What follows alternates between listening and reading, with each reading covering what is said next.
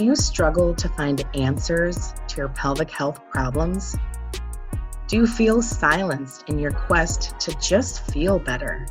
Women, girls, sisters, if you have experienced infertility, PCOS, incontinence, painful periods, sexual trauma, and so much more associated with the pelvis, then Women's Pelvis Wellness is a place for you. Me and experts from around the world are joining here to get you the answers to the holistic health that you have been seeking. Please join us in being a pelvis wellness warrior. Hello, everyone, and welcome back to the Women's Pelvis Wellness Podcast.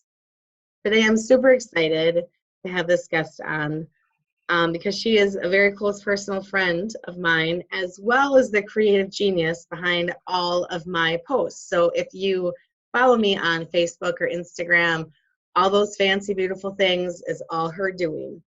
But the reason why I'm having Janice on the podcast today is because Janice is currently in her ovarian cancer treatment and fight, and she has learned through this process how little is known about this. So she is here to shed light for all of the women listening to this, and men, who are listening to this, to share her experience and shed some light on a subject that really is not talked about or not really too much is known about. So thank you so much for being with us today, Janice. Yes, thanks for having me. I really appreciate it. So just share with us, a little bit about yourself and your journey and whatever it is that you're comfortable letting us know. Oh, sure. I'm an open book about this because it's really important to reach women, not just women. The thing about ovarian cancer is it can hit you at any age. So females as young as 2 years old are diagnosed with ovarian cancer, from 2 to 102. Age really isn't as much as a factor as other, as it can be for other diseases. It can be a factor for sure, but it's not always a factor. So I'll tell you how it started for me. I was in full swing. I started my own business about 3 years ago, and anybody out there who started a business knows that the first 2, 3, 4 years are crucial in terms of building that client base and that loyalty, proving yourself. And so I was full swing at work, gung-ho, getting up every morning, super early, getting my trying to really excel at my career. And I was having some slight symptoms, but I just assumed it was I ate too fast, or I ate too late, or I drank too much water. But I live in a desert, so I drink a lot of water. I'm waking up to go to the bathroom 4 times at night. Well, I drink too much water. I was making all these excuses. And then one night I woke up in excruciating pain. And the pain was in my lower abdomen, in the pelvic region. But it wasn't on either side. It wasn't more to the left or more to the right. So I was laying there trying to figure out, it's not appendicitis, it doesn't feel like. It's not a gallbladder. What could this be? I told myself it was gas. It was something I ate, which is another thing I've been telling myself for several years. Then the pain happened again, and it was so severe that I went to the ER. And I remember looking at the doctor and saying, "You're going to think I'm crazy, but it almost feels like there's something inside me that shouldn't be." And it seems like that was all I needed to say. The doctor said, "We're going to do an x-ray." And from the x-ray, they determined a large mass, and what would have been my ovary was now a large mass. And they said, "You need to follow up on this, and don't wait. You need to follow up right away." And that's when I knew that something was more wrong than something I ate. How large was the mass?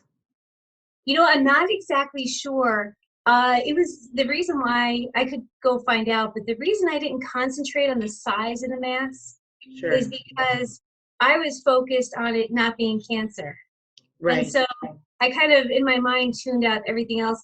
Other women I talked to, they know exactly what type of tumor it was that was found and how large it was. For me, I just said, it's not cancer. It's not cancer. It's not cancer. Right, yep. I didn't exactly tune in on that. So the thing about this is that oftentimes the doctor will say, you need to see an oncologist, an OB surgeon who's an oncologist, and we won't know for sure if this is cancer or not, or to what degree until surgery. That's sometimes what a woman will hear. In some cases, chemotherapy or radiation is started before surgery. That would depend on the size of the tumor, location, and all those good things. Not good things. Yeah, I know So, what you mean. yeah. So I had to go in for surgery, and because of COVID, everything was on, delay and everything. And I totally respect that. I totally respect our medical teams that are trying to keep us safe. So my surgery was scheduled for early April, and I had my first symptoms in late January, and then in February, early February, I ended up in the ER again. The surgery was in April, and it came back positive for cancer. And I just remember looking at my doctor and saying, "No, there must be a mistake. Not me. I don't have cancer," which is probably a reaction a lot of people have. Sure. And so I want to talk a little bit more about the feeling that I had personally related to that. I just want to stop and see if you have any questions before I go on. Well, the reason that I asked about the size of the tumor is because you and I had discussed previously, and Janice had asked me, had you done your therapy with me earlier, could you have felt that? And my response to her was, well, absolutely, I could have felt that earlier. I couldn't say this is a cyst or this is a cancerous tumor, but I could say, hey, there's something in here that doesn't feel right. I would suggest at least getting it checked out. And I could have felt that before it got to the size that it got to, because I know that it was quite large. And the other thing that I want to talk about, and maybe this is what you were going to be going down, but I wanted you to talk about your symptoms, because you've been having symptoms for years but didn't realize it. Exactly. So Yes. that's what I would like to just kind of mention, because obviously it's going to show up differently for other people, but there are a lot of symptoms that could easily be passed off as gas or indigestion, or I just ate something I shouldn't have, or whatever. So you could just share those with us. That would be great. Yeah, so when it started happening to me was I was so tired. I was unbelievably tired and couldn't explain why, which a lot of people will say, well, you can be tired from anything. But another symptom that I had was I would have this pain in my lower left abdomen, kind of above my hip bone. And it would be this dull ache, and then it would be followed by diarrhea. And I thought it was something I ate. I thought it was stress. I was going through transition and trying to stop working for other people, work full-time for myself in my own business. That was a huge transition. So I blamed it on stress, blamed it on something I ate.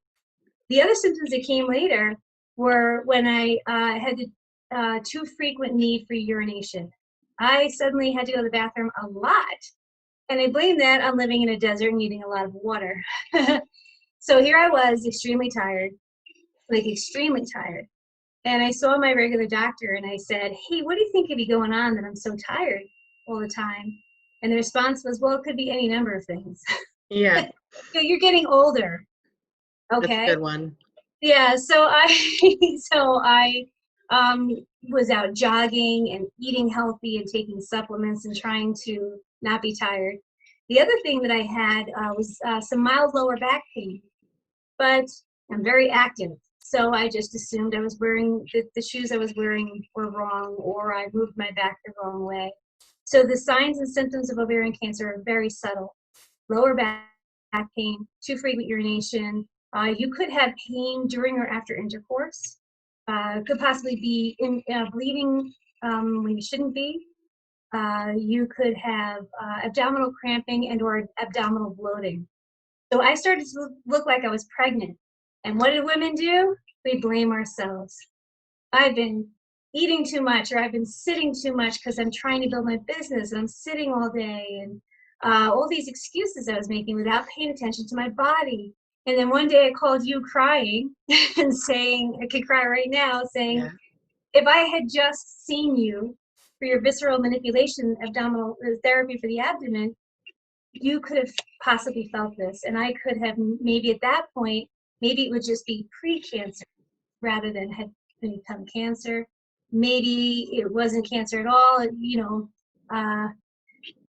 either way, it's very upsetting to think that all the signs and symptoms I had, I placated myself. I had doctors placate me. That it's nothing. It's you're getting older. It's the start of perimenopause is one thing I was told. And so, but then I don't want to look back and regret. I want to look forward and share this message with women. They need to see you. They need to have this therapy done because obviously we know for numerous reasons, but if I had just invested in myself, in my health, and given the chance of your therapy to give it a try and see if, I had no idea anything was wrong with me, but I did have a child. I did have, certain symptoms that could have been definitely intestinal issues, if nothing else. Sure. So we need to, as women, we need to not just blow it off as something we ate, and we definitely need to invest in our health, our health and wellness, and not just take a pill, but actually look for the root, seek the cause of what may be bothering us. Right. Well, and one thing that I tell people, obviously women especially, is, if your daughter or your sister or your mother or your best friend or a child was experiencing all of these symptoms, what would you tell them to do? Or it's the same thing. It's the same thing that I give my single friends and dating advice. Would you accept this kind of treatment for your child? Would it be okay for your child's boyfriend or girlfriend to treat them like that? Yeah. If it's not, then why is it okay for you? So it's the same thing. Like, if you would be concerned about some loved one in your family, you better go get checked out. Well, then why don't you do that for yourself? Yes, we often, I think women are just such, on average, normally, I wouldn't say, I don't like to stereotype, but from my experiences being a woman and knowing a woman, I can say from my experience that a lot of women are ultra caretakers and ultra givers. And we tend to put our own needs and wants lower in value than in others. Sure. And definitely if you came to me and said, hey, I'm waking up having to pee like 3 times a night, the first thing I'd say is, that's not normal. Right. It's happening all the time. Once in a while, yeah, I said, if you did drink too much water, but every night there's something wrong, you better go. So you're right, we have to be our own friends. We have to be our own best friends and be our own advocates. The thing that happened for me too is I got really angry about getting diagnosed, not because I was angry at having cancer, but I was angry that I just had an all clear OB visit in December. Just this past December, I had gone in and I thought to myself, the doc did an internal and external exam and a pap smear, and everything came back normal.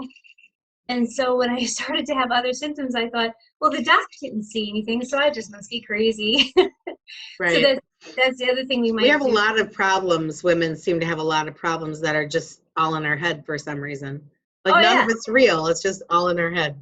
Yeah. And I actually said, I don't blame this doctor in any way, shape, or form, because the doc was really trying to be helpful with me. And I said, toward the end of the visit, when I got the go-ahead, things are looking okay. We'll let you know how the pap smear is.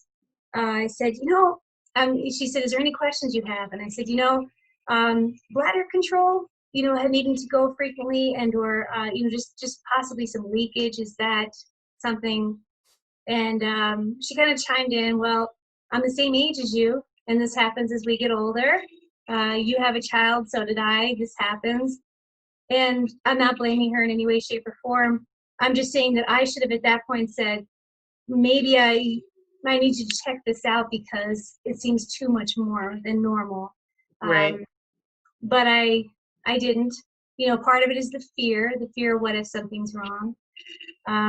So anyway, getting back to when I was diagnosed, I got angry that in the 50 years I've been alive, and the past, 30 years I've seen an OB doc and a regular physician, not one doctor in my entire history of seeing doctors ever mentioned to me the signs, symptoms, and risks of ovarian cancer.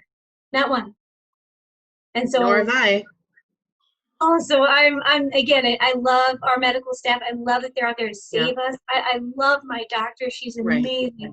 But we need to have these conversations. And so I so applaud you for this podcast and for your work that you're doing to get women to open up about their pelvic health, their period pain, their bladder symptoms, those odds and those weird pangs of pain that they might have, their endometriosis that they may not understand that they have, or their PCOS, or amenorrhea. I had amenorrhea when I was younger. I didn't know it was a thing. you Sure. know, you know. Well, and I'm grateful for women like you who will tell their story, because that's the only way it's going to get out, is the women who are willing to share their own experiences. And I say this all the time, and I cannot express it more, but the inability to hold your urine is not a natural progression of age. However, it has become accepted as so. And this is the other thing. If something is abnormal for you, then it is abnormal. It doesn't matter that it may or may not fit a protocol. If it's abnormal for you, it's abnormal. And the unfortunate thing is that a lot of times, doctors' hands are tied by insurance. The doctors are not controlling medicine. The insurance companies are controlling medicine. So if we don't even have the opportunity to get a test or to have a deep conversation with a doctor that lasts more than 10, 15 minutes, I mean, we just don't have that opportunity. So there's amazing doctors. They just simply don't have the time, and they're not encouraged to seek outside of, what they've been taught. Exactly. And that brings me to a very important point. Ovarian cancer does not show up in a pap smear. Right. That's bad enough. Now they're trying, insurance companies are trying to say that women only need a pap smear every 2 or 3 years. And Yeah. we are already behind the 8 ball because ovarian cancer doesn't show up in a pap smear. So I really want all the women out there listening they need to take their health into their own hands and say to their doc, hey, I want to know about ovarian cancer. I want to know the signs, symptoms, and risks about ovarian cancer. And they need to make sure they have that conversation, because things in the conversation could come up that may signal that a person could be at risk. And some of those risks are if there's other cancers in your family, breast cancer, ovarian cancer, colon cancer, liver cancer, if those cancers are in the family, somewhere in your family, it could be that you have a genetic mutation called BRCA, B-R-C-A. I'm no doctor, but I will say that the BRCA mutation is going to be BRCA1 or BRCA2. If you have either one of those genetic mutations, you have a very high, an elevated risk of breast and or ovarian cancer as a female. If a male has BRCA1 or 2 genetic mutation, they have a high risk of prostate cancers and a couple others. So we need to know the signs, symptoms, risks of ovarian cancer, because again, it can affect a woman, or I should say a female of any age, at any time in their lives. And so we need to have these conversations with our doctors. And if they're placating you, like a few years ago, when I saw a doctor, it was, well, you're in perimenopause. This is just normal. And I thought, oh, okay. It wasn't normal. That Right. growth was in me back then. That Right. mass was in me back then. Right. So I encourage everyone, stand up and speak about it, find out about it, research about it. Yeah, definitely.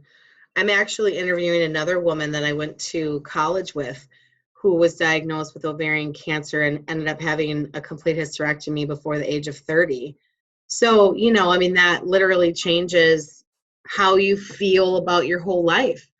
Regardless of, all of this women's empowerment and all these things that we have going on. I think for most women, certainly not for all, but for a lot of women, that inability to have children, I think, I mean, is really, it's traumatizing, especially when that's what you really want. So, I mean, here's this woman now, she's not married. I mean, she's married, but when you are a young woman and, that's kind of taken from you, it's like, well, thankfully I'm alive, but now, I have this other hurdle that I have to overcome. And that's, I mean, a lot of times that's the only treatment that they have is, to remove it. There is no other, complete treatment for it. So that's why knowing your body, knowing what's normal for you is so important, and really, educating yourself, being your own advocate. Unfortunately, we do have to be that. And what I find is, I mean, we don't have a bunch of medical professors walking around on the street. People don't know which questions to ask, and they may not know which practitioners to even seek out to get those answers. Exactly. So looking back, when I said my reaction was to get angry, it wasn't angry about being diagnosed. It was angry in two ways. I was a little bit angry with myself for not expressing a little further, not pushing a doctor a little further. Hey, I think I have this symptom, or I'm not sure, but I think I felt this thing. Just to be willing to talk to a doctor, because I think part of it was fear. You do fear that something could be wrong. If you're young and want to have children, you could fear that you would end up with a hysterectomy. And so, yeah, that fear could hold you back. But when it comes to saving your life, you might want to pass that fear up, because it obviously, sure. The earlier you're detected, the better. Unfortunately, because we aren't spoken to or instructed about the signs, risks, and symptoms, I should say the symptoms, risks, signs, symptoms, and risks of ovarian cancer, because we're not spoken to about that, unfortunately, most women are caught in stages 3 and 4. And that means it has metastasized, moved outside of the uterus or the ovaries, and into other areas of the abdomen. So that's why it's super important to not be fearful, but to stand up and seek help and ask questions. So, that's why I totally love what you're doing. I think this is fabulous. Let's get these conversations going and keep them going. Yeah, definitely. Absolutely. I mean, and that's really where the change starts. It starts with the conversation. It starts with women, they're so embarrassed. They're so ashamed. They're in fear of what other people are going to think. And I can guarantee you, whatever you're struggling with, there's a handful of other women who who are struggling with the exact same thing, and they're feeling the exact same way. That's why we have to break the silence, and we can no longer, be quiet about this, because, people are always evolving. Science is always evolving. We're always learning new things.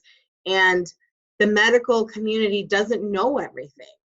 Just like the natural or holistic doesn't know everything. We have to do there has to be integrative, and it has to be collaborative. That's the best way that we're really going to help people, move forward. And, all I ask is anyone who's listening to this who might be in the medical field is, I'm not out here saying I'm right and you're wrong. What I would like is open-mindedness.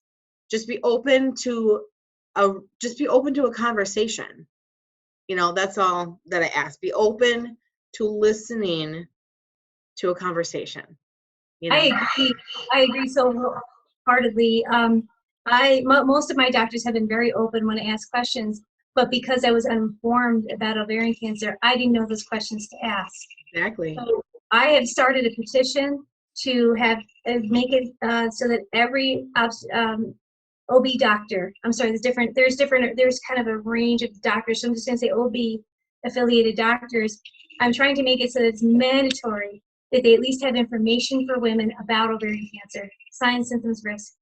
Every visit, talk to, hand them a pamphlet, mention something.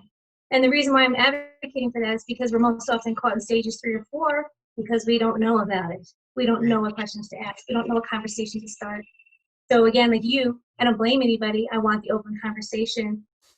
Also, the other thing I will say is that if I was sidelined, completely blown away that I have BRCA2, I'm positive for a BRCA2 genetic mutation, which puts my risk of breast cancer super high.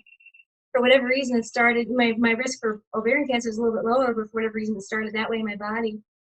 I had no knowledge of this genetic mutation. Again, something we're not taught about.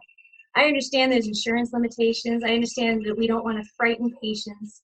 We don't want to look at a patient, as a doctor and say, have you ever heard of the BRCA2 genetic mutation? And the person goes, oh my God, I'm dying, Right. Like, we don't want them to do that.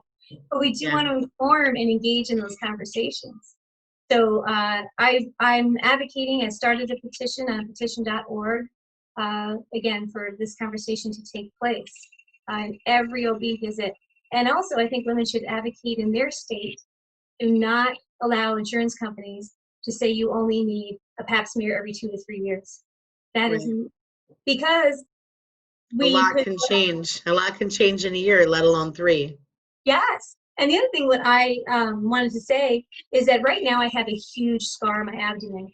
When you have ovarian cancer, during surgery is when we find out more, in some cases. In my cases, during surgery that we had the confirmed diagnosis. So they go further up. At that point, the surgeon goes further up into a fatty layer in your stomach and removes that because cancer cells like to hide under there. And In they the also call, omentum. yes, thank you. I didn't want to use too many medical terms Yeah. for The other people. omentum. Yeah. And they also remove lymph nodes to see if there's any cancer in the lymph nodes. So you end up with a much longer incision. It goes above your belly button down to your pubic bone. And again, that can really affect a woman's self-esteem. So I It can think, cause a lot of upset because of scar tissue. yes. So what I Very was going to say is I see my doctor regularly now because I'm in treatment for this. And I said to her, you know, the scar tissue can cause other issues. It could cause internal organs to adhere improperly. And it can cause my body, as it readjusts to not having a uterus or ovaries in there anymore, to maybe settle in improper places.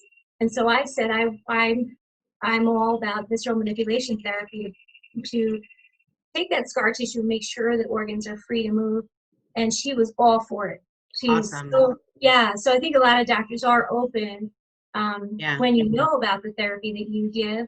A lot of women don't know about the therapy you give, or Right. you provide, I should say. So yeah. So that conversation is key, as you said. Definitely. So I was wondering if you could just take us a little bit through the treatment process, because I know what your process is about, because obviously we're friends and we've been talking. And so you had your surgery and they removed everything that they had to remove. And then what happened?